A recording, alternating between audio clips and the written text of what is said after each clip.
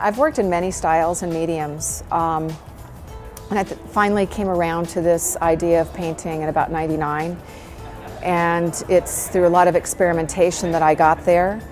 Also a lot of observation of my heroes, my painting heroes.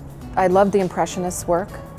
I didn't want to be an Impressionist painter per se, but I do use their, some of their color palette ideas and so on. Jackson Pollock, his unique way of applying the paint with just throwing the paint on and squirting the paint on. I use that a lot in my paintings, especially the botanical series. But, you know, San Francisco is just such an inspiring city, color-wise. I don't know if it's the angle of the sun or what it is, but the reflections that happened on buildings and maybe being next to water, that whole influence helps the color. And additionally, I enjoy painting from a high perspective, not exactly aerial, but up above where you would be seeing the view if you were walking on the street. So San Francisco is a perfect city for that type angle because I can walk to the top of a hill and sketch or photograph, and I don't have a window in between me and my subject. I would say that the most inspirational thing to me is color.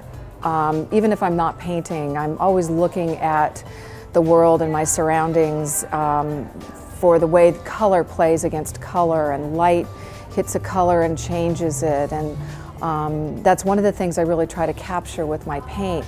I don't want my paint to look like paint, I want it to look like it's light affecting an object. I always start with a base color orange, and to me it's a couple of reasons I do that. Technically it's a medium value on the value scale from 1 to 10. So I can build up my lights and my darks very easily. And then psychologically though, the painting's already started just with that, that layer of orange.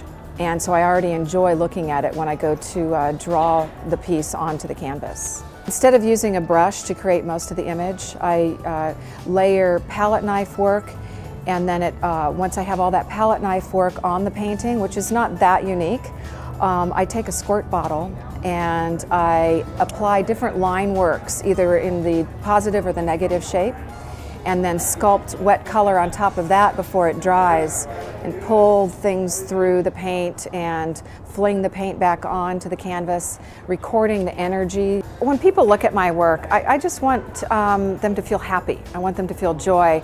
And I think I'm accomplishing that because a lot of times I'll be walking up towards someone that's looking at the work and they just have a big smile on their face.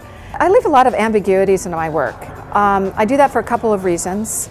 I want to paint my subject in an abstract manner, and by leaving those ambiguities, it lets the viewer almost participate in the finish of the piece.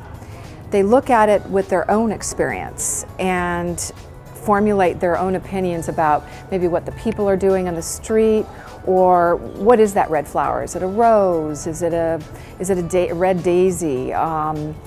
So they get to actually participate in the finish.